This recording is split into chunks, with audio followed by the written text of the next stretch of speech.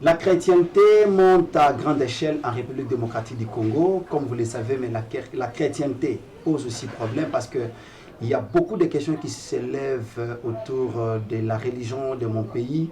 Les uns traitent des autres des influents, les autres n'arrivent pas à exploiter ou carrément à exposer Makabo Oyo Bazwa pour les autres également de leur côté frustrés. À cause de ça, M. Soukoutou Batiki ba église, ils sont allés pour faire ce qui les semble bon. Mais sinon, ce sont des Gamaliel vient maintenant pour réparer. Parce qu'il y a des hommes de Dieu, il y a des serviteurs de Dieu, jusque-là qui ne laissent pas le temps au diable de pénétrer leur ministère. Ils sont restés là, branchés, scotchés, à l'unité de l'esprit pour faire le meilleur ou carrément donner le meilleur à l'intérêt du royaume. Aujourd'hui, Son de Gamaliel reçoit très spécialement, vous allez remarquer que c'est un plateau, et un plateau à Momesanoté. Je reçois alors pour vous, elle est représentante ou carrément visionnaire de l'Église universelle de Jésus-Christ incarné. Elle, c'est Madame Béatrice Ndaya Moutekemena, qui est d'ailleurs messagère incarnée. Nous aurons savoir pourquoi elle est incarnée. Fort malheureusement qu'elle est très à l'aise quand elle parle dans sa langue maternelle. Elle respecte la culture. Au-delà de la religion, elle est aussi trop fort dans son dialecte. Elle sera également avec son porte-parole ou carrément interprète. J'ai dit déjà un grand bonjour. Mbote Nayo, maman messagère. Mbote. Maman, ça va? Oui, ça va. On t'appelle comment? Berme Milemba Chibango. Berme Milemba Chibango. Berme Milemba Chibango. Oui. Osa interprète, il y a messager. Seras-tu capable de répondre à toutes les questions ou carrément que ça l'interaction comme il se doit? Pas de problème. Na kolimbo la makamunyo sa koloba. Okolimbo la. Koite mutunyo sa yoka yango na ndenge sengeli pe na langue oyo eza na kati ya mboka na biso Kinshasa. Merci beaucoup madame maman Béatrice Sangoboni. Sangomalam. Sangomalam. Ok, ça va. Si les gens par hasard ils sont passés par la voie de nos ondes, balini baïba au salaka maman Béatrice Azali Nani, Tomonié, Benzani maman Béatrice Alati Pembe Pembe Boye, Tolobi, mais il y a une grande confusion. Les orthodoxes portent ainsi, les catholiques de leur côté. Bah église salutiste aussi de leur côté, bah là takaboye, bah kimbangiste à un moment au moins que n'ayez pas déjà parti, bah là tarapé boye. Ce que tu d'abord toye bah to comprendre. Messager Ndaya Moutekemena Béatrice Ali Nani, maman interprète. Messager journaliste ujue le konku ba kumanya bwanye nanga bajibu boko bikila nyuji Ndaya Moutekemena Béatrice incarnée ni voajilu weba mufwana ngana ni voajilu ijiba voila mu katolika banzambi bako abatu ba voila abubila mbebi nanku ujue le konku ba kujajika nanga bwase voajilu webe ujumu voila bwachi ni wewe mwina uji messager Ndaya Moutekemena Béatrice jakula ujupatula bakumanya koko bulo babushima. Yenu sagidila mujina ya Kristo Yesu amen. Amen. Mema nji messager Ndaya. Gai nazali messager Ndaya. Kari kuchibangilu jina janjiva Ndaya Beatrice.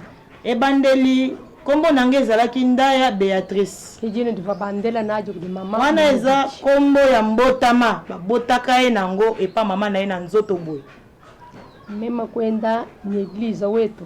Yepe atambolaki elongo na kati ya eglise na biso. Bwalu eglise wetu ujubanga ni jii ujikije ni nyuma. Parce que selon doctrine église na biso to bandaka na ba séminaire eza parole. Après séminaire à kolanda parole to suka na kobula molimo to pe Pentecôte. Bilonde shila mukutendelela kwetu. Mais na kolandisa mana lolenge o biso to sambelaka. Ngaka lokudimona. Na yaki komi mona Nzambi mumpahula. Tolobake Nzambe asutukisi ngai. Bwalu chinto echivo kuji munena wetu wa église. Parce que eloko eza net héritage nga na zui epa ya monene na biso ya église. Saint Jean Mwambika di Mamulaya. Ye abengamaki na kombo ya Saint Jean Mwambika di Mamulaya. Ki muntu ujimulela église wajija Nzambi ne nyuma. Ye nde mutu azwaki révélation ya liboso ya message ya église na biso oto bengi église universelle de Jésus-Christ. Wale di église buloba bujima. Abotaki église église etambolaki mokili mobimba. Église ngwa bihungu ne bihungu. Église na biso ezali ya ba génération. De génération en génération. Même ngaluku di mona ndimu chihungu chinai cha mwana wa ndeke. Alors na ba génération wana toza na première génération, deuxième génération, troisième génération. Messager na biso nda ya muteke mena azali pe moko na baye babotamaki na quatrième génération. Haji église mana kuenzeka kudi mwambi. Sima ya kotangwisa église et pas ya le numéro 1 église universelle de Jésus-Christ Oto Bengi Papa Kati représentant numéro 1. OK. Walu kulaya église walu kutubikila kutulaya. Ye sim ayaki ko bengi sa église mobimba. Po ala ka bango na tina liwana ye. Watu ambi di église nzambi ko mumompesha. Alaki na maloba boye alobi église nzambe nde abengaki ngai apesi nga message. Kinchintu mema mukajenze labwani njishia bu messager na. Ezali elo côté oyo ngai moko na misala po nakoma messager ya église non. Njishia ji ne nyuma ni bitayika munga chimwene. Nazotikela bino message oyo liloba na molimo ekofongwa malakati na bino. Mema njinya kulwendulula. Ngai nazali kosala mobembo molai. Mudimundi mwenza wa 4 kwe wa buloba wa kumbanyi. Mosala oyo nasili kosala ya ba génération dans tous les 4 coins ya mokili ikoki. Oui, oui. Oui, Michael. Oui, Michael. Oui. Ah. Oui. Akula. Oui, messager. Oui, messager. Ndinga kwamba chiri nzambe ngambila. Tozali kolanda pende ye molimo azali kokamba soki message kitie pa nzambe. Nzambe ngambila. Nangonga oyo gesto ochiko sala wana ezali message ochiko kumbisha bomunje bonzambi bwanyi munga chimwa abantu. Zamba lobi ete nazali kokumisa kombo na ngai po naza munene na kati ya bato. Chindi mubikila bena ku chiriwa bigele ni bena media ani bena chisanje. Oh to bengi lokola bato ya media to bato o basala ka presse. Mbokwela église moyi ezali pona pesa église mobimba mbote. Mwaba wonsu uji église wajija nzambi. Esika nyonso église oyo ya biso universelle ezaleli na mboka nyonso ezali incarné. Nzambi wa mwambika dima wa messager ndaya mutekemena. Église ya Saint-Jean mwambika dima mulaya oyo ezali incarné epa ya ndaya mutekemena Béatrice. Uduwela bene mudimu bonsu banzambi myoyi. Azali ko pesa mbote na basali nyonso ya nzambe. Ni monde mujima mokili mobimba. Mokili mobimba esika nyonso moto oyo asalelaka nzambe azali kotindela bino mbote. Chintu echi chene mugenza nashi. Tolobake ndenge aza lelo amisali teke azala boye. Nzambi uduwamba ni chikondu cheba nchimana kukumbana. Zamba ebisi boye eleko na yo esikokoka. Bwalu wakenza mudimu bumushindu undi mema nzambi muso. Pete yo osalaki musala ndenge ngai nzambe alingaki. Ngaka kubwena munda mweba. Ngai nzambe nakotaki na kati na yo. Ade ngaka kwambila meyani. Na ebisaka maloba na ngai. Waka londa. Olandaki maloba na ngai. Ngalukai wana église buloba buji. Yango wana église efuli ekomi munene mokili mobimba. Buji église dubanga ni jidi nzambi. Lokola doctrine église na biso to bandaka na ba séminaire na parole. Pe to sukisaka na Pentecôte. Munda bo nyuma mukimu dibiheji binena 4. Na nzela Pentecôte mutazwaka molimo na kati wana nde mutu tokutaka na 4 don ya parole ya na kati. Tutanga tedi nzambi. Yango wana to bandaka na ba séminaire ya kolanda parole. Wala prophète cha usomba umona malu. Okozwa don ya prophétie po ete omona ka makambo. Munda mo nyuma mu uruwanga ta bondohi. Na nzela ka Saint-Esprit oyo ekozala na kati na yo okozwa don ya guérison. Na shamonto sama okomona boya ta mutu soki abeli baluko di masama abidi. Po ete tozana lolenge mibale ya maladi. Sama ja nyuma tozali na maladi ya molimo. Sama ja nzoto. Tozali pe na maladi ya nzoto. Bwalu muntu ka imanga tebiheji.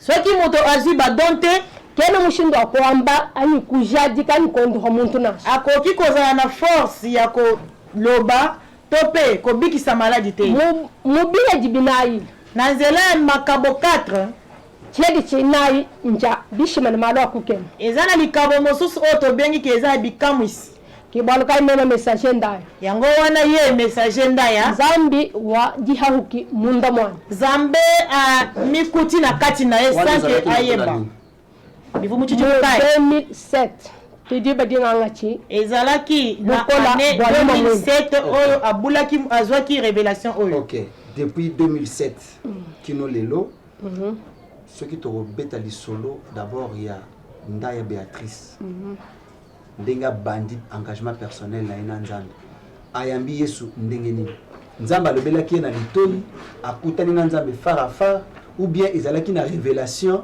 comment Ndaye akomi usala nzambe mema ngi musomba azali koyoka lingala lobi ete ya fandaki batu bikiji badengaki bango na kati ya assemblée générale na église bumu di église eto du banga ni ji ojikije ni nyuma ndenga utaki koloba ke église oyo ebandaka na baséminaire à parole soki olandi séminaire wana esili okozwa molimo na oyo tobengi pentecôte adi atofika mo prière après baorganisaki prière na sa église église prière ezalaki consacrée mpona bamama nyonso ya église atotwataka mo prière amu 3 jours après avoir koloma na prière wana basalaki lisusu 3 jours de prière andi nyakonso bokwani lere azongi na ndako na ye kianji mona muntu boyela amoni kaka moto akotele na ndako orungambele ni mema nji nzambi moto wana azoyebisa ye ke ngai naza nzambe ngalu bwakukwangata wewa mamundaya bwakwenza naye bamujimu naye kozwa yo mama ndaya mpona sala na yo mosala adungambela nangwa kujika udujimina ntango moto wana asisika koyebisa maloba wana moto wana mbala moko alimwe iluhehela lungambula bumuva lungambula kabili mo 3 jours mbala moko amoni mopepe ezuye saint esprit ekomi kosalisa ye muntu munene mula mufika amonaki mutu munene mulai mwindu wimana kujichi jani atelemi pembeni ya litoi na ye odongambele ni messager ndaya ayebisi eke messager ndaya njimulwa na ye matukwe ba moya habuloba mikolo na oyo ya bomoi na mokili ajiki esili mema njinzambe ngai naza nzambe njimulo bakukwangata bakwata mudimu wa nzambe naye kozwa yo po ete osala mosala ya nzambe chikondo achi wana na ntango wana mutu batumona bikene kumona ani vision lokola bazalaki na kati ya badon bazalaki mpe moko ya bato oyo bazwaki badon amonaki vision nangu mumubije nzambe wangangati ye akanisaki ke eseke na nzoto boye nzambe azwi nga nakufi nga bangi shikulombesha nzambe asengi na bandeko babanda kobondela meme nasheneni bamona mema mufa alaki mpe bango abeke soki bomoni nga nakufi na nzoto boye ndimumona muntu lelulwa namoni lelo na ndako nanga moto aye tuka mu prière ntango nabimi prière mumbigile mamundaya abengi ye mama ndaya mema nji nzambe ngai naza nzambe njimula bwakukwangata bwakutwensa naye bamudimu naye kozwa yo po tosala na yo mosala nzambe angi mwebejika mula bwakungangata musansaka siko atuni alobi oye kozwa nga na sansi nini rwambe tosinga kwambici alobi nayebisi yo ti pinje wajimi mbala moko alimwe njinkodi mukeko abaluki mopanzi na ye mamutu vanenda ayebisi mama moko avandaki na ye njimwebejini wamoni muntu wabedi mwabewanyi atuni alobi omoni mutu moko akoti awa yedwamani chana mumumona ayebi nga namoni mutu akoti awa te njimumwambele ni njimumona muntu anyi musomba aha sikoyo message ayebiseke namoni mutu awa njimumona na muntu odwambele ni nji nzambe azoyebisanga ke aza nzambe njimuna bwakukwangata bwakwenza naye bamudimu ayebisi nga naye kozwa yo mpona sala na yo mosala ye ndungele kongo ni bwimpanyi mububi sikoyo mutu wana azotuna ye mutu wana ye kozwa na malamu to na mabe mema ni wami mubwimpa nangwa ye mpe alobi nayebi te na mosala bolamu mujinda mumoni kamubikabidi mushindu wani ndiwa kusomba ni ditalala ntango ntongo etani moyen ke ye afanda lisusu na kimia ezalaki te ngabangi shikwenza mudimu wa nzambi amikuti bazali kosalisa ye donc molimo ya nzambe ezosalisa ye mosala ya guérison kwenza chi profeta azopesa bamessage ya prophétie na Kasai Mbujimai nyonso wana ezosalemela ye na mboka ya Kasai oriental aningenza mudimu wa utoku jika ntango azali kosala mosala ya baguérison na baprophétie esili inane après une année njimuva nzambe duwambane ayoki nzambe koyebisa ye boye njini eglize mushebuloka bujima naza na eglize natiki yango monde mobimba kudi bantu batukadi bayishe didi ya nzambi Et pas bat auto si to teki liloba ya Nzambe. Katika baibanga tenyuma wa Nzambe bwakasa bitanda. Siko batu wana batei bango me babulaki molimo santo te po basalela Nzambe musala. Chindi mugwesha luvungula lwa julu. Kasi ngai Nzambe na pesi fongola ya lola. Bohaduka ngula julu bantu benze jibo bamba jija nyuma bamba chi profeta benza bondohi benza kabidi bishimani malu akuke. Alors fongola na pesi eza po oza na capacité ya kofongola lola.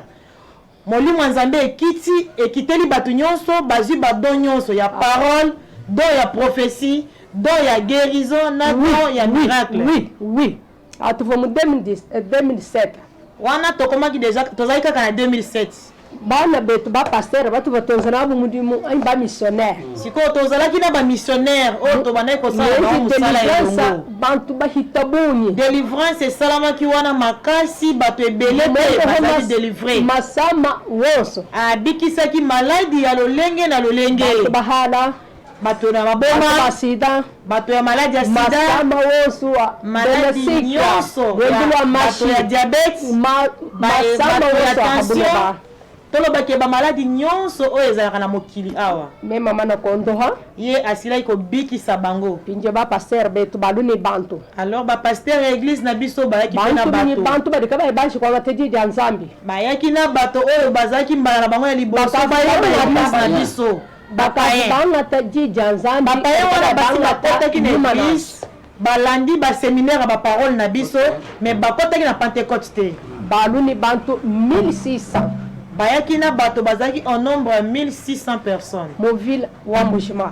na kati ya province ya Mbujimayi neje election asalaki maponami asalaki balance Nzambi wita bijibantu bavwe mumona badibwa kumukwachila mudimo wa Nzambi Nzambe asalaki election na ya ponaki bato oyo bakoki kosalela ye musala Nzambe bantu abu ngasungulu bantu 1080 ye aponaki bato 1080 ngababoji kumuku na ku Pentecôte akotisi bango na ngomba bakosi Pentecôte bashadi bosi babodi kumuku barepartisaki bato wana na groupe de 500 personnes 500 personnes ani mboje bantu 500 tango bakoti na Pentecôte ya liboso afongolaki lola Yesu badia mona okomona ke miso na Nzambi abodi munda mwa yo moko moto ko sentir que non Nzambe akoti kati na ngai ureta force okomona force ekokitela la bwanyume mwimpa force wana ya molimo santo wamba jija Nzambi okozala capacité pe ya kotela Nzambe okozala merci ya prophétie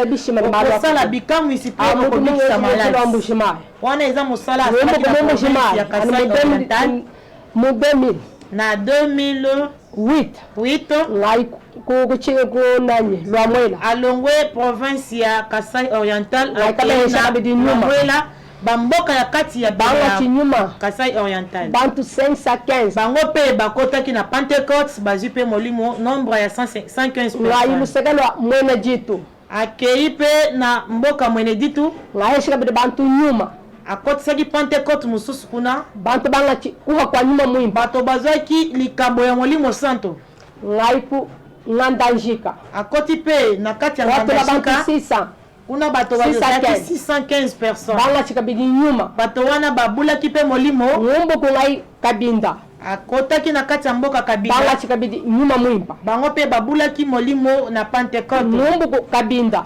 alongwe na kabinda ngai kuluseka lwa munkamba akotaki na munkamba banga chi nyuma mwimpa bango pe bakotaki Pentecôte bazaki makambo ya molimo santo alongwe na munkamba Kananga akoti na Kasai Occidental mema kudaisha nyuma na Kasai Occidental Pentecôte pe kotaki banga chi bantu 360 bato bazaki na nombre ya 360 ngai ilebo mweka akoti na mweka ngabaishika bidi nyuma bakotaki pe na kati ya Pentecôte mpona kozwa makabo ya molimo santo ngumbuka bidi mweka alongwe na mboka ya mweka ngai ilebo akotaki na mboka ya ilebo ngabaishika bidi nyuma mwimpa kuna pe bakotaki Pentecôte bazwaki makabo ya molimo santo oui Michael oui merci Nzambi oui messager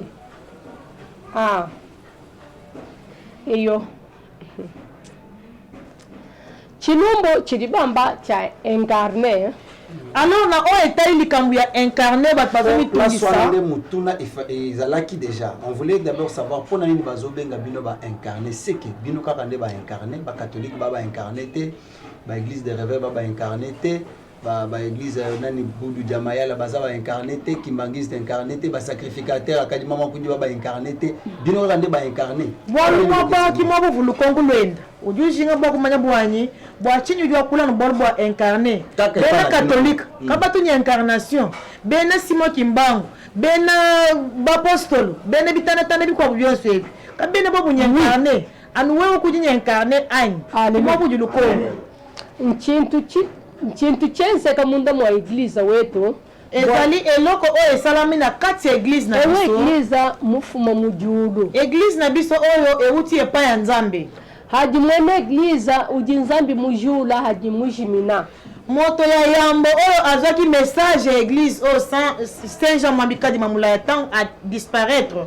tokwena pasteur wa muchitanda ezalaki tena pasteur moko mama muchitanda bwa kusungula bubwani ewashala kabidi message wa église na ezalaki na moto moko te alobaki tofanisa réunion topona moto akodirige église Nzambi kudujula muntu na église na biso Nzambe ye moko nde arevelaka to atelemisaka moto mudimu vonao Saint Jean Mwambikadi mulaya mosala oyo ezalaki epai ya représentant légal numéro 1 ya église na biso Jean Mwambikadi mulaya kungaji monu Nzambi ungenzeja tabi kubukona bwanito chintu chingenzekele chimbwela munda mwanyi yango moko pe na sentir eloko wana esalaki epai na ngai Jean sans que ezala na volonté na ngai mais na mikuti ke na eloko wana kibwalukai mudimu vanao munena wa église wetu messager wetu kudu mungenzekela bu incarné musala oyo to révélation oyo kotaki na messager Saint Jean Mwambikadi mamula ela yango wana incarné na kati na ngai ela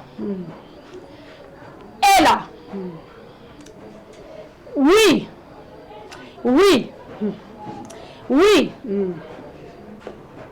ah oui ela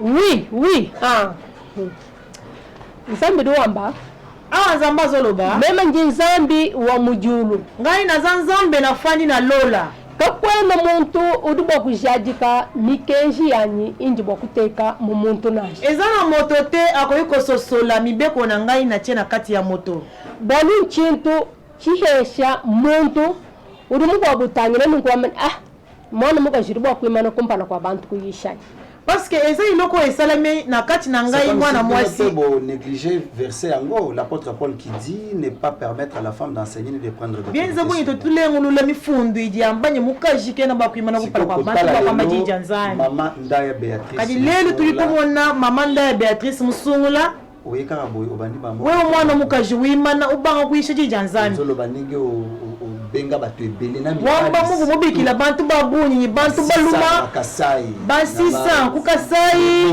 kuile botu mwana mubikila bantu nyala mishishila kumbashi sasa nyukatanga papa Etienne pembeni na kusala papa Etienne Tshisekedi kulusela lwebo sikoyo yebisa biso nanu to comprendre anji tombile tushingulule bimpa oyo chenzo bwanyi ani mukanda kaji mwenze ni wewe wenza bwa mshindo wao mema mana kwenza église ngai nasili kosala église bantu banyimpatola anyinkaangula julu bantu abu kibadi bamona benze bishima binene ni malwa parce que tangu Pentecôte ezali kosalema bato oyo baparticipa na Pentecôte ne bayembaka koloba to kolimbola ndenge bango mo bayokaka na lobi esprit oyo elobelaka Paul mokolo wana de ne plus permettre à la femme d'enseigner de prendre l'autorité ndenge ni molimo wana ipekisaka mukanda wa bwene udi mwakula mutimo to bwanyi mukashikena bwa kuimana kwamba ji kumpana kwa bantu balu autorité voilà ero bako ngatabuko keshi kumpana kwa bantu balu mko akula to pinya wewe ko wenzela mukanda wanyi haleluya funda ikolo yenzelani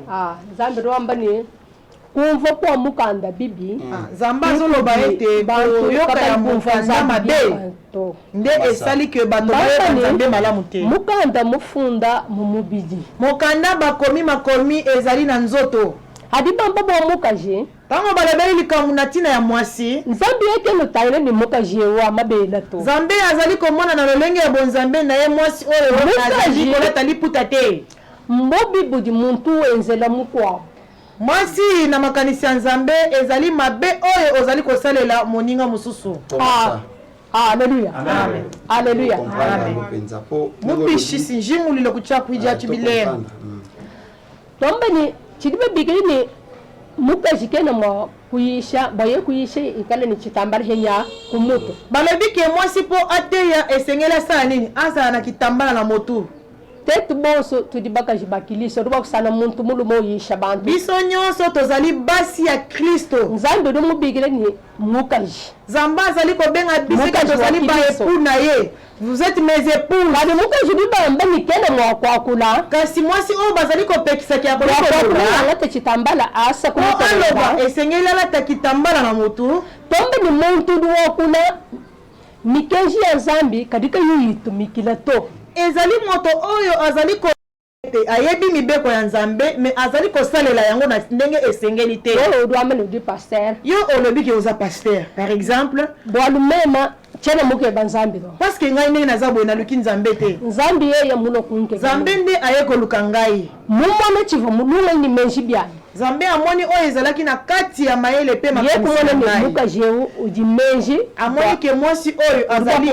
mayele oyo ekoki kosunga ngai na mosala na ngai nzambe kibalukai muka jidini ni didi akwakula yango wana mwasi azali na liloba ya koloba urusi kachitambala kumutu balobi ke esengeli akanga kitambala na mutu bomunde muchisikemu ndenge ye pa akangi na mutu boye mulunga ni menji byani kasi na kati ya mayele mpe makanisi na ye mwikala nzambi nzambe nde azala na kati mundu muchisikemu kasi ndenge akangi kitambala boye munda moye bakamu yinzambi soki na kati na yo nzambe aza te imene wamba otelemi ozoloba mwenza budujimisha jitu kuja kumujilo ezali lokolo ozali kobungisa mokolo ya yambo kadi mema chena mamato kasi ngai nazali mama te chena mugajito naza mwasi te papa na mibengi naza papa mudimunji ngeza po musala nazali kosala nao papa wa eza oyo papa na ngai azalaki nango nzamba kelio mwasi sikoyo lobiki yo kati nzambi mukufuka wewe mukaji ukajuju bikila bitatu bishi haleluya amen njinji bikila tatu nazali komibenga papa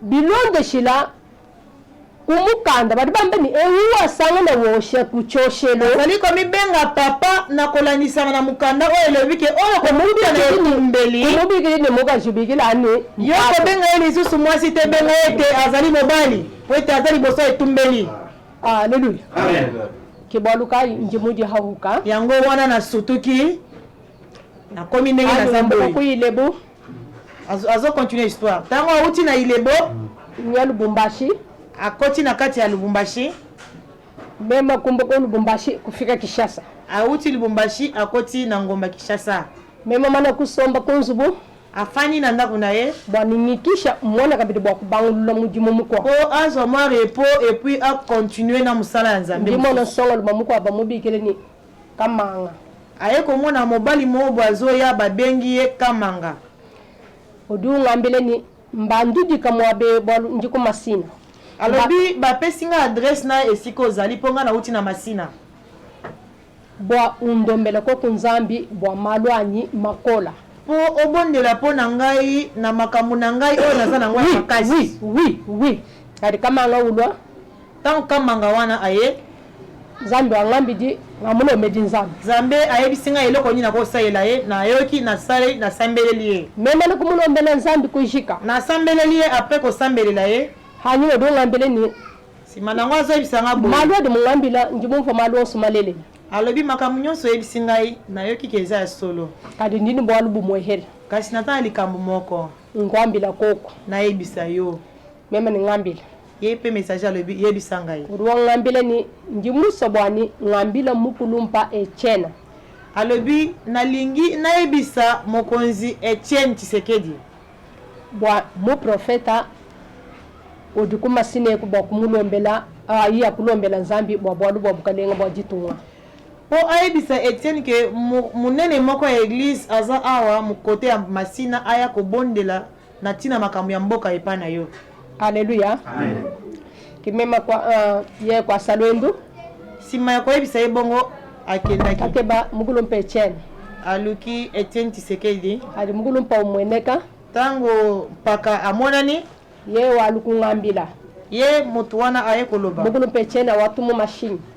alors Etienne atindaki mutuka tuvo mu 2014 ezalaki na année 2014 bangambulu kudi chauffeur ni songolo mawo ba a messager akotaki na mutuka na elenge mobali wana bena mudi mbazambi na basali ya nzambe mosusu elongo na messager ato tufika wana na mbulani na 2014 okay adu mona vomusomba mulu tanda bakuti mokonzi Etienne Tshisekedi avandaki na veranda epa na ye rongambele uduboela mu permanence akoti na kati ya permanence na ye mema hani ngabweji messager pe alandi na permanence ni bamva nabo na basali ya nzambe mosusu azalaki na bango elongo mugulu mpangambele ndimungu bikila bo mujimu wa nzambe Etienne Tshisekedi ayebiseke na bengi yo mpona prière ngabiki mwabawu ngabashi kumulomela nzambe messager abandaki kosambela mpona Etienne Tshisekedi andi mulombela nzambe kujika ntango azali kosambela mpona ye esili ndimona mwanshelu hweka messager amoni na révélation ange azokita ndimona mutoto amoni monzoto nzambe rwamba ni angata nzambe alobi ete zwa ndingangata mutoto azi monzoto wana rwamba ni holola byanza nzambe alobi fongola maboko anji mwambele mugulu mpolola byanza ayebisi Etienne Tshisekedi fongola maboko nzambe akweshi bukanenga nzambe apesi yo bokonzi bukanenga bwa jitunga apesi yo bokonzi ya mboka oyo ya Congo pinjenga mwambi di profesi ya bunyi messager ayebisaki Etienne Tshisekedi prophétie ebele adi kujika nga mondo ho ntango nzambe esili asalelaki mpe donc asalelaki guérison nga hatuku messager abimi akei bangambuloni mashini baikanshe kunzu messager azongi na résidence na ye ani ngikishaka bidi ntango afandi mikolo azopema kwenza bu 4 jours une semaine après au moins 4 ou une semaine watu muka bidi mashini ashadwa mbide bantu bavena ba mu prophète dumule wa nzambe Etienne Tshisekedi atikali koyebisa bato afandaki na bango ke na sachet ke mu prophète oyo auti epa nzambe ya solo adiba tufika kabidi wabedi mu permanence bafani ya mart asali deuxième appel po ete messager akende jusqu'au ndima ye na deuxième appel messager akendaki akuti lisusu avandi na mama mars oui merci merci merci nzambi badi bamba messager azoloba nzambe alobi mwana ya mwasi ndimona mwima na kumpaleo azomona na vision mwana ya mwasi atelemi liboso ndimona ngingakula amoni ntango tozoloba wa ndimona chibi cha mujulu chikanga amoni porte ya likolo ezofongwama ndimumona basalayi banene ba mujulu amoni bambolombolo minene ya lola ndimona basomba bafunda mikanda amoni bafandi bazokoma mikanda ndimuva badi bangambileni ayoki bazoloba boye jitunga njikengela kudi banjelu ba mujulu mboka oyo banyokwami na baange ya lola nde banyokwami na ntina mboka oyo kibwalukai bukanelo budi bufika yango wana bokonzi oyo ekoti na mboka nzambi kudu mubwenza bwanu bwikale bumuji bufikemu nzambe nde andimi mpe apermettre ke ezala ndenge eza boye kadi nzambi rwamba ni bangenzela chinji ngamba mujisa janyi kasi nzambe azali korevele ke bosalela ye oyo ye alingi bosalela ye kibwalukai nzambi rwambani yango nzambe azoloba boye jenze ja mujimu wa nzambi kosala ya mosala ya nzambe kidi jitumbisha jisanka ja nzambi yango wana nde ezosala lokumu ya nzambe kasi makambo oyo ekoleka wa messager na kati ya mboka okomona yango te église bino bapaster bosalir église moya yake bato batiela bino eliki eza te messager kadi malo ajenzaka mo église yonso esi malo aji bapaster benz mbahende she église kamone mshino abantu kukuita bushaka bidi mubiteleta nonguto Alléluia. Mumalukai. Lokola makambo nini esalir église. Makambo tukoleka na 2020 ba pasteur mutakalize, ba pasteur o ayibaki boy pasteur abimaki na mwasi. Bomoji mu 2020 maladi menze ka usangana pasteur mufule bilamba. Usangana pasteur. Wenda masanji, usangana pasteur malubandu kutukuta mali mashini shilangana. Bidi bipende shanzambi bipende shenye église yonso. Achikim pasteur tam pasata. Wana ezali pasteur te wana tobenga bango baza ba pasteur. Bukalelo bo nzambi bokonzi ya nzambe haji nzambe mumana kukubwele munda soki nzambe asi akoti na kati na yo mubidi we bawoso mushala bu mashinyeni yeba ke nzoto na mobimbe komi lokola mashini ya nzambe wewe esprit wa nzambi kudu kulombola okomi kotambola selon esprit ya nzambe kwena mwakwenze chintu chidi nzambi mmone chimbubi we kuchenza naso okoki jamais kosala eloko oyo ezali contraire na volonté ya nzambe te.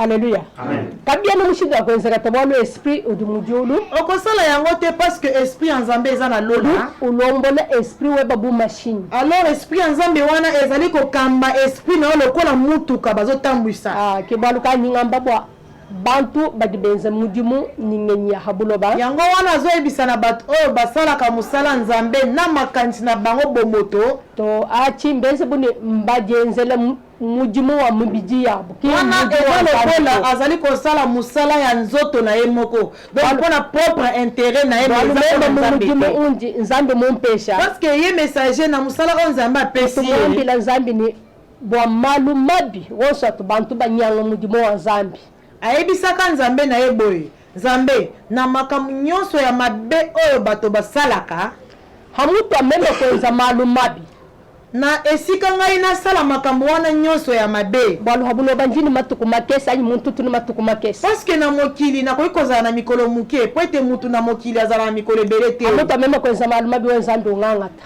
alors na esika ngai nasala masumu na mokili mpo nafingisa kombo na yo nzambe malamu ozwa ngai olongola ngai na ame yani ni nzambi wana ezali maloba na ngai na nzambe oyo tosalaki ne alliance mema na kushikisha mudimu sima kosilisa mosala azongi na mboka ya Kinshasa mema kuatula Pentecôte mu 2020 na année 2020 oyo akotisaki Pentecôte mususu kibaluka hanyi patula bantu abu twenza 2 jours kumva bamba de makambu malu masama a covid abedi alors sima ya kobimisa Pentecôte oyo ya suka na 2020 après ka kobima na Pentecôte wana bato basili kozwa makambo ya molimo anonymement eye Voilà, dans le mois de mars. na mois de mars à ce qui concerne covid-19 wasombo munzu bomwanyi alors lokola confinement ezalaki afandaki mpe na ndako na ye Confinement ko isi bino bakangi église nzamba lobelaki bino nini oyo kuchina bwa confinement bwa tena bisama mukinato nzambe wangambi dini disama njilwila abangaki te nzambe arebelaki ye boye njilwila kubatoka maladi wana ewuti na mboka ya mindele kadi muji tunga jetu dia Kongo kasi mpo na mboka na biso ya Kongo mbeze chintu buchimu nyinyi chenze bupozo hadi bantu bahuyakana bwa baheta masama batindi yango eloko wana sous forme ya mosuni boye enveloppé lokola neti mwa poison pourtant bakoboka yango na kati ya Kongo bato pe bazala contaminé na kinzambi kungambile bidibi kengele bwani ukeba nyama alors nzambe arévélé boye mpona kotelemela eloko wana ya mopepe ya pandémie yesu akangata demo wakaiboje munyama sala wa ndenge yesu mpe asalaki ye tomonaki yesu na bible azwaki minu mabe atindikaki yango na kati ya bangulu ki zambi kungenzeje mema kuinvoke esprit bwalu nji incarné chidi babikile ni incarné nzambi muji incarné mu esprit wa muntu après mpona nazali incarné incarné ningi koloba nini nazali nzambe asincarné amikotisi na kati na ngai ela akoti na kati ya esprit na ngai mpo asala na ngai mosala nzambe angami invoke masama wonso na mademo alors à travers pouvoir wana nzambe apesaki ngai ayebisaki no invoke esprit ya maladi wana okotisa yango na kati ya nyama Pentecôte mu 7e après kosala Pentecôte oyo esalamaki na 2020 mema kuenzele chivo nzambe mungambila asali révélation nzambe arévélaki ye mpona kosala ya maladi wana kimekuma disama jajiki alors ye mpe aconfirmaki ke non c'est que pandémie wana ya covid esili mema na kuenzele ngo kujika ntango ye asili kosala oyo nzambe arévélaki esili njumva nzambe wambani bwa président wetu kale ni moyi nzambe azoyebisa yesu sikeno mpona président na biso ya mboka azala na bomoi Président wapi, c'est là. Président wapi, puisque moko azo se réclamer président légitime, mosusu azo se réclamer, mosusu baoloba président élu proclamé par la CENI. Président ni nozolobi. obidi biso amanye mfumukai wadi tongoji wakwila bolo badi babichi Chilombo omudi jamba bwanyi babu bansungula mukwabo amanye kimba msungula Félix Chilombo Tshisekedi OK. azali kolobela na tina ya président actuel Félix Chilombo Tshisekedi nzambe wanga chibwanga ngamonu bukini na wabamindele wambani moela mukana hani kumwela bwanga nzambe arévélé ye na vision kezwa kisi oyo tyaye na monoko na ye azala na bokasi alors na niveau ya révélation wana atosi formule nzamba pesaki azui comprimé wana nzamba révélaki sous forme ya kinine salikaka na esprit net ki azopesa pas Félix Tshisekedi ayebiseke mela yango po ozala na makasi ameli yango po ete président azala na makasi bwalo boko abubudi bulo likambo mosusu yango ezoya bulo babujima mokili mobimba takwene muntu dini bukola budi butamba chidi nzambe mompeshe chinashi ezana moto moko te azana bokasi oyo eleki oyo nzambe apesi ngai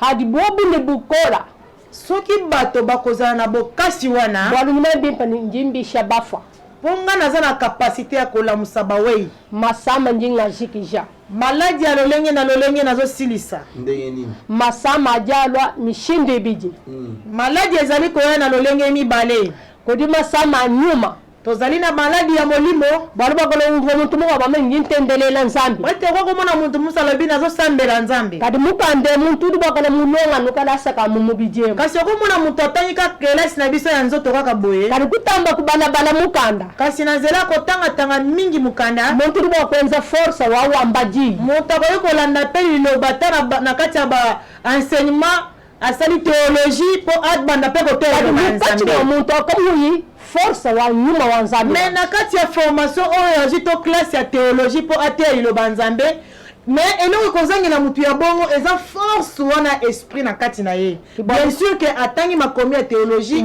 po ateyaka pe bato oui messager kibaluka nzambe wambani alors nzambe azoyebisa ye boye chinte chinchidi chihikila muntu yonso di habuloba eloko ezosalemela yo nayebi ke ezolekela mutu nyonso na mokili awa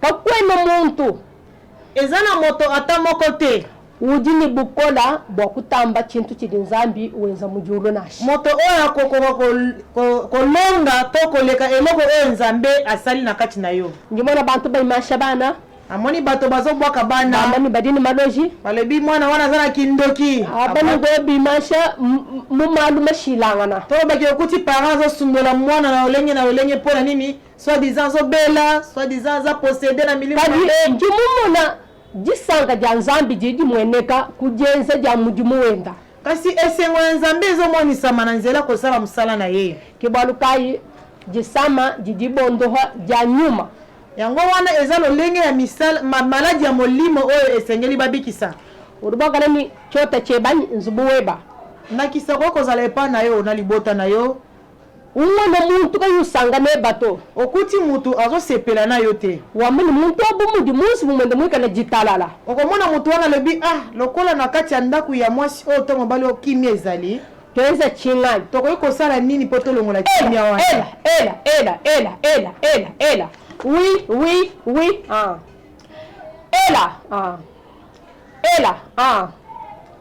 oui oui Michael eyo oui merci nzambe duwamba azwi révélation mosusu nzambe azoloba njimumona mikanda minena milo mudulu amoni mikanda moko boya minene ezoya euti likolo epa nzambe anyintangela lusekelo asida na révélation wana ntango azomona na mopanzi ya side njimumona maboko ya bantu makoseka bitupa azomona bazolakisa ye maboko ya bato bakati yango ndambu anyintangela lusekelo ya nord ntango azotala na ngambu ya nord njimumona bantu bumbula bina bya bundu azomona bato bazotimola mabulu ebele nyimpesha Kongo anyi monda oyo ezali message oyo nzambe azali kolobela ye po ayebisa monde mobimba oui anyintangela lusekelo esta lero azotala na mopanzi oyo moyo ebimelaka na este njimumona bantu benda badijika mumalaba azomona baolakisa ye bato bazomikunda na kati ya mabele anyintangela lusekelo uest ntango azotala sikoyo na ngambu ya ouest njimumona bantu babikila bantu azomona bato mosusu bazali kobenga mpe baninga bato mosusu njimumona twela tunena amoni sikoyo bambeli ya minene njimumona machete miela azomona penza mipanga njimona bateka miela abienze bumikenye ya mvula mipanga wana ezali kosala lokola kake ya mbona mujulu maulo abantu abangisha kuhatuka biso ja nitumini to abuya siko balisa ye amona na zolo ya bato wana miyo ezotanga lokola mai hanyi nebeja tanga zo tuna nzambi ruambane zamba zoloba boye malwadi wamba makambo oyo zoloba ngani mafuma mujulu eza ngai ne munatindi yoloba muhango so kuambila bantu petango nokolinga na yebisa yango bato bantu badini match ni badini mesu badi bamanya bukanenga bwana kaka bato oyo bakozala na litoi na miso oyo bayebi bokonzi na ngai nzambe bamanya malu amujulu mboko enzela ani bato wana nde bakoyeba makambo na ngai mpe bakotosa mpo basalela yango njimumona mukati mwa mai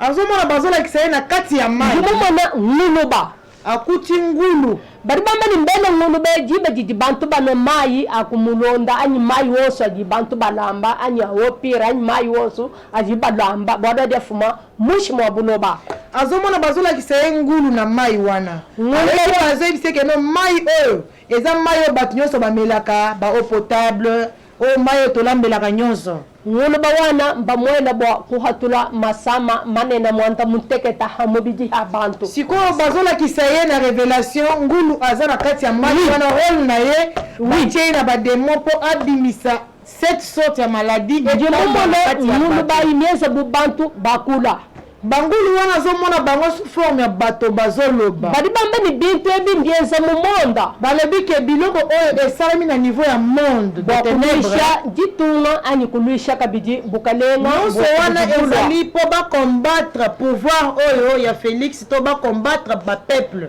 kibwaluka nzambe wambane yango wana azoyoka nzambe azoyebisa ye boye ambila yebisa bango njimukalenga ngai nazali mokonzi nzambe bukalenga bwanyi bwakampesha kujilusa lwa Yehowa bokonzi oyo ngai nazwi nga messager bapesaki nga na nzela ya grâce epa nzambe njimumona bantu monda muteketa balwa benze bo badi bakula ni bantu kadika bayi bantu to bikada nyama azomona bato sous forme ya banyama bazoloba 7 personnes bwakuluisha bukalenga bwajitunga mpo babundisa pouvoir ya mboka kibaluka nzambe duwambane yango wana nzambe azoloba boye moprofete katuni butumbi mwa moprofete azwaka lokumu epa na bango te bomudi wakulu mwakulu lokola azali koloba monoko odi bantu bitaba bantu beba witaba monoko oyo baye bazali kondima misusu mpe bazondima te nika bakumva ani bakwabune bumvu bamisusu bakoki kondima mosusu mpe bakotya yembe momona kompenga kwa mai azomona bazolakisa ye pembeni ya mai bajula muntu mufa matuku mwanda muteketa bazolamusa ebembe oyo esilaki kokufa 7 jours njemuva bambeni muntu etuli bomujula ayoki bazoyebisa ke mutu oyo tolamusi bwa abola anunka mpo ebembe na ye epola etinda solo bwa muhuya wa muntu oyo po te solo na ye ntango ekotinda na kati ya bato uvija bukalenga bwa jitunga chanana solo wana etambola mboka mobima mpo pouvoir oyo eza na kati ya mboka ezala na valeur te bwa hakaji beza malu kayaya kabidi kumpala eloko nyonso bakolinga basala na ntina ya mboka bato basepela yango te to bato balinga yango te kimia ezala na mboka te kibaluka nzambi duwambane yango ozoyoka nzambe azoyebisa ye meme nzambi ntuhamwa ni nzambi mukwa ngai nzambe nazali pene ya banzambe mosusu kadi nzambi mukwa bukene mwakwenze chintu chindi mema nzambi nchimwitabije yokwenze kuhita kola bwana kasi ngai nzambe mokeli eza na nzambe mosusu tako kosala eloko oyo eleki ngai na makasi te Alléluia. Amen. Alléluia. Amen. Alléluia. Amen. Jitunga dijima binamina balombela mfumu wa mboka nzambi bwalu njemumona esprit ya bantu bakana ni bantu babi badi binama hanshi bantu bakana badi batanyila mulu kibalukayi njemumona chingoma chinena chumbugila kulusekelu lwa sida hadi bachituta chingoma chichenza bomba bubukwata jitunga dijima njikwata buloba bwa Kongo kibalukayi nzambi ruambani tanyila umona avion mukesa ujuwendela hamutwa hamai njimona avion au mweza budu fila mijilu hadu fila mijilu njimona bantu bangsha kutangalaka bantu benda bajila bantu benda bafa lufulo bikosu kabai kabiri basomba habuloba ni jitalala nash ngojina ya bugale Yesu amen. Azali komona révélation oyo banda azali kopesa le bike bato nyonso na mboka mobimba bagumba mitu babondela na tina ya mboka ete azali komona bato ya mabe na bato ya malamu bato ya mabe wana bagumbi mitu na se po ete basala misala mabe po mboka ekende liboso te bato ya malamu bazali kobundana po ete mboka etombama ekende liboso alors lokola esala mbongo na mboka mobimba esengeli keno batelema tosambela makasi po ete pouvoir oyo eza na mboka na biso ekoka korenye mpe esala mosala. Mama Béatrice, mission na biso pour penza na suka na yebi ke zambala liboso me asuka te. Tolinga ko expliquer na biso relation na yo na ba église mosusu ya lindenge. Messager émission okadi to kuchibungu bungu lukongula ndeke no la kwambanye wewa ni baishi babitanda bikwa bya hambelu utuna bubishi wewa nabu nutu mubobu mwanyu tumushindu kai. Hallelujah. Amen. Chintu chili bampesha nchanyuma wa Nzambi. Nazali na eloko oyo uche pa Nzambi. Chitu bwalu ni muntu to azalaka likambo na mutu te chitu ngenda kana to atambola kapete memo mwenda kana njinya kubukalenga wa Nzambi. Soki azotambola seka azokena kati ya musala Nzambi. Ndiko kuyena sha mu province mukwa. Akokene province moko boye. Kamujitunga mu musala na mboka wana kuti église. Njinezela église mushintu Nzambi muswa bokushia bantu mujitala. Ako evre na église to akosala mission Nzambi opesa ye po batu bazala kaka na kimia. Église mikwa chitu ngenda to bon ni manyana pinjeni muntu awu na a ce qui concerne ba église mususu oeza oya biso te église lokola tambola kate mema njimwenze bu papa wa église oyo bon ye tozo sala avant lokola to baka ndenge pape pe azala église universelle de Jésus-Christ incarné yonde papa na bango représentante légale. Chene mushindo akwenda kana mudi Nzambi kena mungambila yenda kana ningenda kana bishi. Alors nenga azali représentante légale ya église na biso universelle Jésus Christ incarné atambola pamba te kaka soki Nzambi ayebise ke tambola ani muntu dwa kuloni lutatu kungambila ani mema kumulomela Nzambi mais n'empêche mutu akoyana pasi to difficulté songolo maladie azolukata miracle akoki koya epana ye akobondela pona ye guérison prophétie miracle akoki kosala pona bato wana mais moyen ya kende na église tout ça province à Kinshasa église de Jésus église universelle de Jésus-Christ incarné eza limité église universelle Jésus-Christ incarné na biso ezali na limité industrielle na 7e rue sur avenue Bobozo numéro 32 bis 32 ba programme na bina culture zalandeni Mshinduka yutu masangi shetu mbwa kwenda mkati mwa lubingu masangi shetu atwenda no mon église odi mu limité église oyo na limité ngwa bantu bakola ani bantu bakadi bayila jija Nzambi toloba ke église oyo na limité ezali lokola centrale eza centrale bato oyo basangana kuna baza ba ancien église to ba ba diacre ba pasteur bango ne baza na centrale eza ba à part oyo 7e tozala ba paroisse ba paroisse mike wana eza na ba communes différents Kingasani Njili Victoire, donc presque tous les communes n'habitent à Kinshasa. Le prophète Oyambakakan, messager Oyambakakan, Lilobano Siko Natike le micro, le bosseur ba téléspectateur Benga Bango, pesa bango message na yo, ba kutana na yo ndenge nini. Quelles sont les stratégies à mettre en place pour na kozwa? Ujuamba bwanyi chikonu nchechi pinji bo kwa kula chiji mowewo kwambira bantu bwalu bwanyi bantu bamanya bwanyi utuwakijila bantu jitukai mukati mwalubingu utuwakijila bantu mbishi matukai mebakai ni mo mushindukai si il faut ajouter ba église monsieur pour na komona messager il faut que futa mbongo kusala kandi bwalu sana mbitana tana biko bwa kumona na nyifumu wa église bilombo kwenza mukanda bilombo kwanji kufila makuta bawo kumona fa kufutama kutabinti bya mushindo awo wewe hebo bakukumona bobu bidibi kenyele chini bwa bantu bala kukumona kuna kusomba mai na mafuta na Mungu anirose usangana nyimbo kumona ngana mfumo wa eglise bikeno kasoma mafuta kampanda mukela kampanda pinya wewe bibitu benze kabishibwanyi bakumona ambila bantu bagala jishini kumona bwanyi bikenyele chini chintu echi nchanzambi eloko ya azali eza yete ezali nzambe tosunga kabantu pamba azali kosunga bato nyonso pamba eza eloko nzambe apesi ngai muntu akoya libanda boye azokobela nayebisi ye likambo nayebisi ye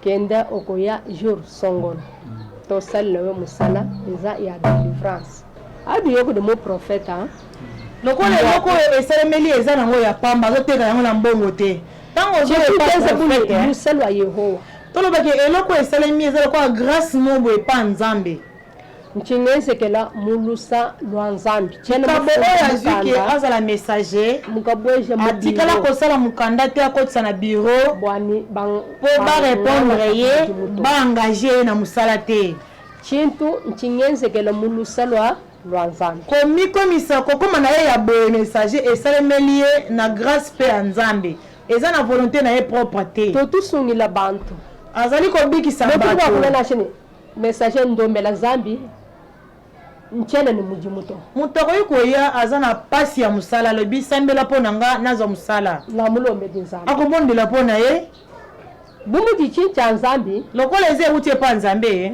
hadi muntu ya ntango mutu akokenda apres priere ye nga yenda ni nzambi ye moko mutu wana na nzambe na ye nga hechi muji mweyo akoyeba kaka keno nazwi musala oyo prophète ya nzambe asambeli mpo na ngai nazwi musala mutu wana ye moko conscience na ye kosala ke lokola nazwi musala oyo mpo na prophète nakoki kosala neti nini action de grâce nakoki kosala nini mpo na ye ezodépendre na mutu wana ye moko ndenge akokende kutana na nzambe na ye ezalaka bongo ndenge ye atambolaka bongo. Merci beaucoup maman Béatrice Ndaya.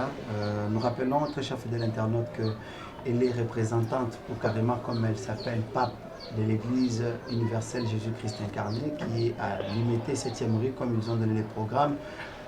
Bo Benga Bango, c'est pas le numéro de téléphone pour vous avoir. Bako Benga bien le numéro 082 44. Oui, Jean. Merci. Merci. Merci. 082 44 30 373. 82 44 30 373. Ok, merci beaucoup. Deuxième numéro. 082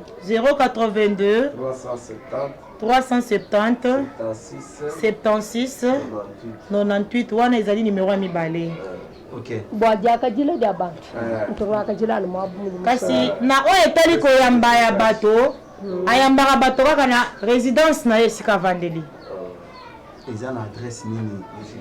Résidence na ye awa tozali na quartier sans fil oyo ezali na commune ya Masina na avenue Kifoi 1 numéro 62. Ok. Merci beaucoup maman Liloba Souka Eza. Vous avez pour l'émission lelo parce qu'il y a vu que tout ça là émission par rapport à matière besoin nango de les aller justement présentation. Journaliste du les obwani boalelu njuma nyintu tungolo kutamba kala tuyikile bikolo. Kajiba chitangi boalelu. Ujiko njija ndekelu jiji mulongo lo kwa kulani. Jijani ifadia kusamba bantu bwa nzambi alama nyo ya bantu nibidi ya bunimisuka Liloba ya suka oyo akokai koloba ezalaki ka juste kaka pona ko consoler bato pete bato babatela bonzambe na bango ni kwela bantu bonso ba mo église nyoyi pe azali kopesa mbote na bato nyonso oyo bazalaka na kati ya église universelle de Jésus-Christ mbote ni bana betu bonso bachidibenda balumbila bokumanya nzambi njimba samba kabije mumbukalenga mwakilisi pe baye nyonso bazali kotungisama bipai na bipai po ete basosola likambo oyo ya ye po ete bayeba soki eza ndenge nini azali mpe kotindela bino nyonso bambote. Bamfikisha kabidi ni president wetu amanya bwalundini malu manena aginzambi wenza chena makwamba mubantu. Et puis bosenga ya messager nda ya mtegemene Béatrice ezali ete bakutanisa ye pe na mokonzi na biso ya mboka Félix Antoine Tshisekedi Tshilombo parce que azana message privé oyo concerné kaka ye moko président ya mboka moyen a diffuser ngo na ba chaîne et kozala malamu te balwani mulonda ni mushia message makwa parce que ndenga oti koloba nyonso alobi awa makambo mosusu alobeli yango te parce que mingi ezo concerné kaka apesa mokonzi ya mboka na biso ye moko. Merci beaucoup, Maman Béatrice. Merci à Fiston Boko derrière la caméra. Merci à Papa Étienne qui est derrière son parsec. Merci à toute l'église, tous les membres de l'église universelle, Jésus-Christ incarné à travers les mondes. Merci également à vous, Maman, interprète, pour le travail, les efforts consentis. Merci également à mon réalisateur, Manix Kemolo. Cette émission a été sous la coordination de l'honorable Eliezer Tamankochi Sharma. Depuis déjà Mbujimaï, nous vous saluons pour ce grand travail que vous faites pour l'intérêt de la population congolaise. Pesa Moninga sourire na Mbujimaï, Pesa Moninga sourire na Kananga. Ndeko Eliezer est là pour donner du sourire à tout ce peuple. Restez branchés sur Tokomapi Télévision. On se retrouve au prochain numéro avec un autre invité à la même heure, même jour. Dieu vous bénisse et cette émission est terminée.